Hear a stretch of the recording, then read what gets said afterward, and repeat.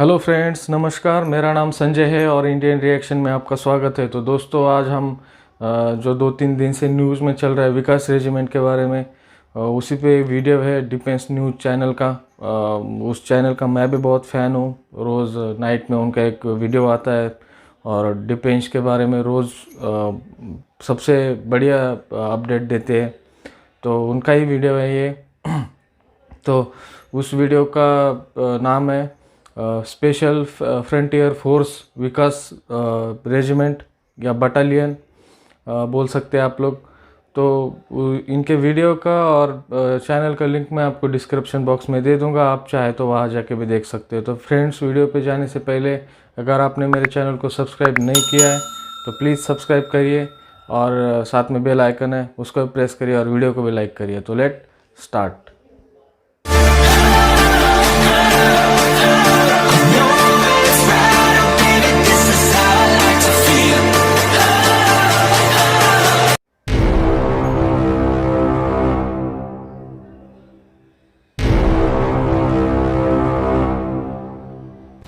नमस्कार दोस्तों, recently internet में हर जगह पर इंडियन आर्मी की विकास रेजिमेंट का नाम छाया हुआ है और इस वजह से हुआ है क्योंकि 29 और 30 अगस्त को चाइना की तरफ से काफी बड़ी मात्रा में ट्रूप्स को लाके लाइन ऑफ एक्चुअल कंट्रोल के स्टेटस को बदलने की कोशिश की गई थी। इसके तुरंत बाद ही 31 अगस्त को ये खबर सामने आई कि इंडियन आर्मी की विकास रेजिमेंट ने, या यूं कहें कि स्पेशल फ्रंटियर फोर्सेस ने, लाइन ऑफ एक्चुअल कंट्रोल के कुछ स्ट्रेटेजिक पीक के ऊपर कब्जा कर लिया था।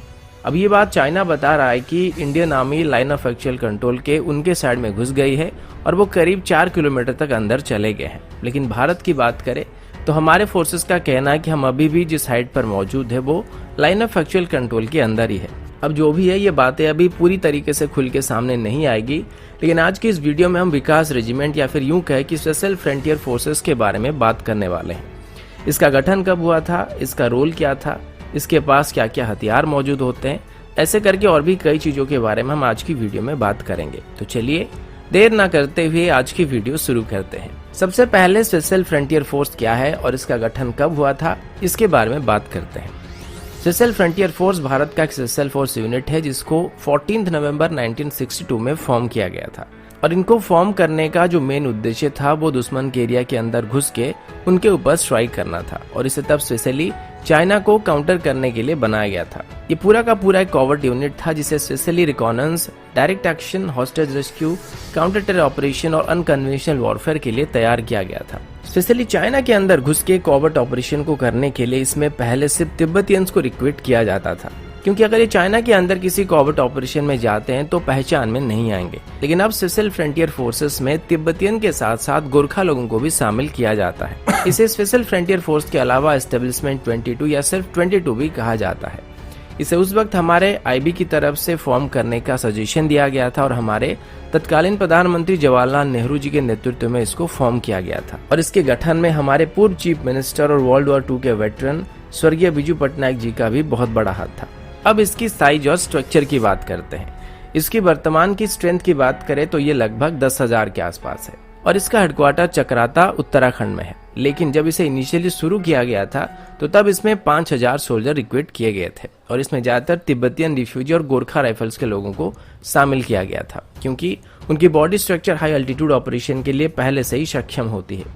इनिशियली इनको सीआईए की तरफ से ट्रेनिंग दिया जा रहा था और इनको मेनली चाइना की एक्टिविटी के खिलाफ इंटेलिजेंस कलेक्ट करने के लिए डिप्लॉय किया जा रहा था। इसके बाद 1988 तक स्पेशल फ्रंटियर फोर्सेस की तरफ से अपनी खुद की एविएशन यूनिट को सेटअप कर लिया गया और इनको एयरबोर्न ऑपरेशन को करने के लिए भी फुली क्वालिफाइड घोषित कर दिया गया। हम नॉर्मली इसको इंडियन आर्मी की स्पेशल फोर्सेस यूनिट मानते हैं, लेकिन असल में ये इंडियन आर्मी का पार्ट नहीं है। ये पूरा का पूरा अलग ही स्पेशल फोर्सेस यूनिट है जिसका अलग ही रैंक और स्ट्रक्चर मौजूद है, जो कि लगभग इंडियन आर्मी के साथ सिमिलर है। लेकिन ये अभी इंडियन आर्मी की ऑपरेशनल कंट्रोल के अंदर फंक्शन करती है। मैंने देखा था कल रात को बहुत सारे लोग ये कमेंट कर रहे थे कि चाइना वाले तिब्बतियन से हार गए तो ये इंडियन आर्मी का सामना कैसे करेंगे। ऐसे भ्रम में मत रहिए, क्योंकि ये भी एक स्पेशल फोर्सेस यूनिट है जो कि हाईली ट्रेंड है। इनका अलग ही ट्रेनिंग एस्टेब्लिशमेंट भी मौजूद है और इनको स्पेशल फोर्सेस की सभी ट्रेनिंग दी जाती है और स्पेशली गोरिल्ला वॉरफेयर की ट्रेनिंग दी जाती है। और विकास रेजिमेंट की बात करें तो ये रॉ के अंडर काम करती है। इनके जितने भी ऑपरेशन होते हैं वो आमतौर पर कॉवर्ट ऑपरेशन होते हैं, जिनमें से ज़्यादातर पब्लिक को बताई नहीं जाती है, लेकिन फिर भी इनको बांग्लादेश लिबरेशन में, ऑपरेशन ब्लू स्टार में, ऑपरेशन कैक्टस में, ऑपरेशन पवन, कारगिल, ऑपरेशन रक्षक और रिसेंटली इंडो चाइना कॉन्फ्लिक्ट में भी इस्तेमाल किया गया है। इनकी जो सबसे बड़ी ऑपरेशन थी वो बांग्लादेश लिबरेशन के दौरान देखने को मिला था और उस वक्त स्पेशल फ्रंटियर फोर्सेस के या फिर विकास रेजिमेंट के 3000 जवानों को चिटगोंग हिल के पास डिप्लॉय किया गया था और उनका काम पाकिस्तानी आर्मी की पोजीशन को न्यूट्रलाइज करना था और उसके बाद इंडियन आर्मी को आगे बढ़ने के लिए मदद करना था। इस ऑपरेशन का नाम ऑपरेशन ईगल रखा गया था और इनको एयरलिफ्ट किया गया था और उन्होंने सफलता के साथ पाकिस्तानी आर्मी की पोजीशन को न्यूट्रलाइज करने के साथ साथ बर्मा और वर्तमान के म्यांमार में भागने वाले पाकिस्तानी आर्मी को भी अपने कब्जे में ले लिया था। वैसे आपको पता होगा 93/1000, लेकिन गिनती बाद में करेंगे। इस ऑपरेशन में स्पेशल फ्रंटियर फोर्सेस की 56 जवान वीर गति को प्राप्त हुए थे और 190 जवान घायल हुए थे और इस रेजिमेंट के बहुत सारे जवानों को अपनी वीरता और शौर्य की प्रदर्शन की वजह से अवार्ड भी दिया गया था। अब बात करते हैं कि स्पेशल फ्रंटियर फोर्सेस के पास क्या क्या हथियार और इक्विपमेंट मौजूद होते हैं। जब शुरुआती दौर में इनका गठन हुआ था तो तब इनको लाइट वेपन से इक्विप किया जाता था। मेनली इनको यूएस में M1 कार्बाइन और M3 जैसे सबमशीन गन को दिया जाता था। लेकिन अभी की बात करें तो हमारे स्पेशल फोर्सेस के पास जो हथियार मौजूद होते हैं, इनके पास भी लगभग वही सब हथियार मौजूद होते हैं। इनके पास खुद के हेलीकॉप्टर यूनिट है, एयरक्राफ्ट यूनिट है और ड्रोन्स यूनिट भी मौजूद है। इनके हेलीकॉप्टर यूनिट में अभी कई सारे हेलीकॉप्टर है, जिनमें से चीता, लैंसर, ध्रुव और चेतक जैसे हेलीकॉप्टर को लाइट यूटिलिटी रोल के लिए इस्तेमाल किया जाता है। वहीं पर Mi-17 को कार्गो ट्रांसपोर्टेशन के लिए इस्तेमाल किया जाता है। एयरक्राफ्ट की बात करें तो इनके पास गल्फस्ट्रीम और अस्त्र जैसे एयरक्राफ्ट मौजूद है, जिनको ट्रांसपोर्टेशन रोल के लिए इस्तेमाल किया जाता है। अगर ड्रोन फ्लीट की बात करें तो इनके पास खुद के रिकॉनेंस ड्रोन मौजूद है, जिनमें हेरॉन, सर्चर 2 और रुस्तम जैसे ड्रोन मौजूद है। अब इनकी वेपन्स की बात करते हैं। आमतौर पर विकास रेजिमेंट के कमांडोज को M4A1 कार्बाइन से इक्विप किया जाता है। साथ ही FN P90 सब machine gun, MPI KMS 72 assault rifle, FN SCAR L assault rifle, Dragunov Galil जैसे स्नाइपर राइफल, PKM MG2A1 जैसे machine guns, UK 59L light machine gun, taser gun, AGS 17 Plamya grenade launcher, C90 M3 rocket launcher system, RIMK3 recoilless rifle, B300 rocket launcher system, advance audio communication system, GPS, सिसेल tactical gears, thermal imager और ghillie suit जैसे सभी तरह के modern हथियार और equipment से equip किया जाता है। अब आपको अंदाजा लग गया होगा कि ये कोई छोटी मोटी रिकॉनेंस यूनिट नहीं है। ये भारत का एलीट स्पेशल फोर्सेस यूनिट है, जिसको स्पेशली चाइना की बैंड बजाने के लिए तैयार किया गया था, जो कि अभी वो कर रहे हैं।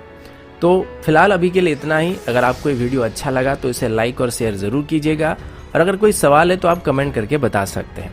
और अगर आप पहली बार हमारे चैनल पर आए तो जाते जाते हमारे चैनल को सब्सक्राइब करना भी मत भूलिएगा। तो दोस्तों अभी के लिए इतना ही, मिलता हूँ आपसे। तो दोस्तों ये था वीडियो विकास रेजिमेंट के बारे में। ये पूरा मतलब डिटेल में समझाया उन्होंने कि विकास रेजिमेंट है क्या, और उन्होंने पूरा उनके साथ वेपन्स क्या क्या होते हैं और उनके पहले कितने 5000 जवान थे उस रेजिमेंट में, अब 10,000 जवान हैं। और ख़ास बात इस रेजिमेंट की एक है कि इसमें तिब्बतियन लोग हैं, जहाँ पे अभी चाइना का कब्ज़ा है पूरे तिब्बत पे। और दलाई लामा के बारे में आपने सुना ही होगा, दलाई लामा तिब्बत के हैं। और जब दलाई लामा तिब्बत में थे तो इसी रेजिमेंट ने दलाई लामा को वहाँ से लेके आए थे प्रोटेक्ट करके। और अभी इस रेजिमेंट में गोरखा सोल्जर भी है, और गोरखा सोल्जर तो आपको भी पता है बहुत बहादुर लोग होते हैं। तो फ्रेंड्स, जब कल या चाइना के साथ इनका हुआ था झगड़ा, तब लोगों ने तिब्बतियन ऐसा किया, कमेंट करना भी चालू किया था सोशल मीडिया पे। तो ये इंडियन आर्मी का ही एक पार्ट है। हम लोगों ने खुद ने ऐसा नहीं बोलना चाहिए, मुझे नहीं लगता कि ऐसा बोलना चाहिए। बाकी जो कुछ जिसको सही लगता है वो कर सकता है, ऐसी बात नहीं है। पर जब वो इंडियन आर्मी का पार्ट है, एक बात अलग है कि उनकी रैंक अलग है। वो स्टार की जगह पे फूल लगाते हैं, स्टार नहीं लगाते, वो अपने कंधे पे फूल लगाते हैं, उनकी रैंक भी अलग है। पर जो भी उनके वेपन्स है और बाकी उनका सब कुछ है वो तो इंडियन आर्मी ही करती है। और ये रॉ के अंडर काम करती है विकास रेजिमेंट। पर जो उनके ऑफिसर्स होते हैं वो डेपुटेशन पे आर्मी के ऑफिसर जाते हैं वहाँ पे काम करने के लिए, कमांड करने के लिए। और सबसे मज़े की बात एक है कि वो रॉ के अंडर काम करते हैं। आप खुद सोच सकते हैं कि रॉ के जितने भी मिशंस होते हैं वो टॉप सीक्रेट होते हैं। रॉ के वो बहुत साल बाद बाहर निकल के आएगा, सब कुछ आएगा तो अपना बलिदान भी देते हैं अपने देश के लिए। तो मीडिया में नहीं आएगा, किसी को कुछ पता नहीं चलेगा। अगर वो अपना सर्वोच्च बलिदान भी देते हैं, अपने देश के लिए जान भी देते हैं, तो भी वो टॉप सीक्रेट ही रहेगा, उनके बारे में कुछ पता नहीं चलेगा किसी को भी। तो इतना बड़ा काम कर रहे हैं। और कल जो उन्होंने चाइना वालों को मज़ा चखाया, सच में मज़ा आ गया। और मतलब इनके बारे में पहले तो कुछ लोगों को, मुझे भी खुद पता नहीं था। जब ये हुआ तब मैंने भी रिसर्च करना स्टार्ट किया विकास रेजिमेंट के बारे में। और जो अंशुमन भाई है, इनका ये चैनल है डिफेंस न्यूज़, इन्होंने खास वीडियो बनाया, तो अब तो पूरी जानकारी मिल गई। तो फ्रेंड्स, ये था वीडियो विकास रेजिमेंट के बारे में। आई होप आपको भी बहुत कुछ जानने को मिला होगा। तो प्लीज़ फ्रेंड्स, अगर आप मेरे चैनल को आपने सब्सक्राइब नहीं किया है तो सब्सक्राइब करिए और वीडियो को लाइक करिए, और डिफेंस न्यूज़ चैनल को भी सब्सक्राइब करिए। तो फ्रेंड्स, अपना ख्याल रखिए। जय हिंद।